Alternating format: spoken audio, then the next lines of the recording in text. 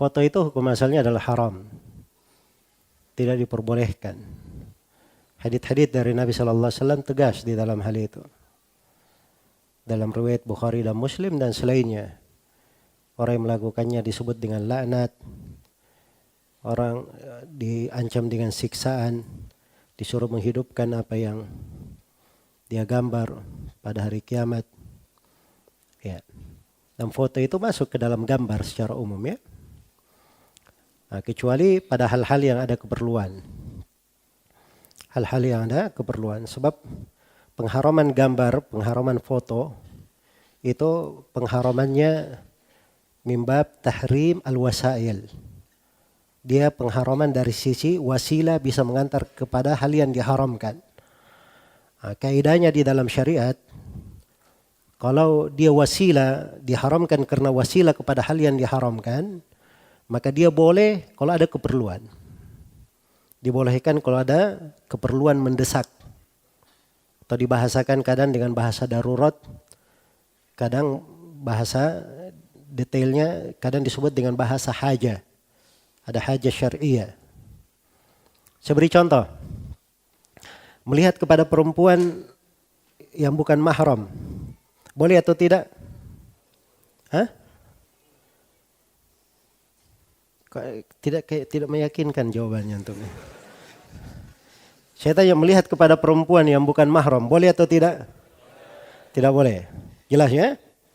Sekarang kalau ada yang mau meminang, mau melamar, mau menikahi perempuan, sebelum dia nikahi boleh dia lihat wajahnya atau tidak? Loh, kenapa dibolehkan? Hah? Nah, Nabi membolehkannya, beliau berkata, "Fanzur ilaiha." Lihat kepadanya. Nah, ini menunjukkan bahwa hal kenapa dilarang melihat kepada wajah perempuan yang bukan mahram, sebab itu wasilah kepada zina. Wasilah kepada apa? Zina. Diharamkan karena dia wasilah kepada zina. Karena itu ketika ada keperluan mau dinikahi, yang namanya pernikahan perlu saling kenal, dia perlu lihat. Ya, orang yang akan dia nikahi, nah, itu keperluan syar'i namanya.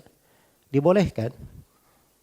Karena itu perempuan yang tidak lagi dokter, kecuali dokter laki-laki, boleh dia periksa ke dokter laki-laki.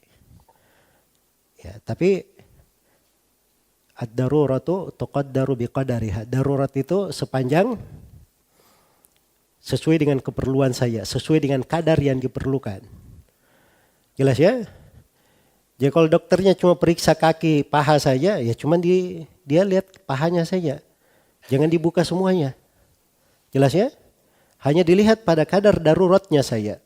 Sudah tidak perlu lagi ditutup. Nah, begitu namanya. Sesuai dengan kadarnya. Nah, foto seperti itu.